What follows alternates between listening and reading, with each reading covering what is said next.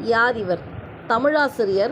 நூலக பணிகளை விரும்பி செய்தவர். சொல்லாராய்ச்சியில் பாவாணரும் வியந்த பெருமகனார்.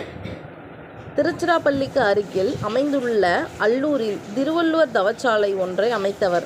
பாவாணர் நூலகம் ஒன்றை உருவாக்கியவர். தமிழகம் முழுவதும் திருக்குறள் சொற்பொழிவுகளை வழங்கியவர். தமிழ் வழி திருமணங்களை நடத்தியவர்.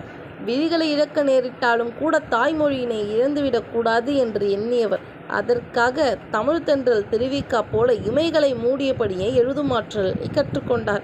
இறுதி வரை இவ்வாறே எழுதி தமிழுக்கு தனிப்பெரும் புகழை நல்கியவர். பற்பல நூல்களை எழுதியிருப்பினும் இலக்கண வரலாறு, தமிழிசை இயக்கம், தனித்தமிழ் இயக்கம், பாவாணர் வரலாறு, குண்டலகேசி உரை, யாப்பெருங்கல உரை, புறத்திரட்டு உரை, திருக்குறள் தமிழ் மரபுரை, காக்கைப்பாடினியார் உரை, தேவநேயம் முதலியன இவர்தம் தமிழ் பணியை தரமுயர்த்து நூல்கள். அவர்தான் உலக பெருந்தமிழர் தமிழ் திரு ரா. இளங்குமரனார்.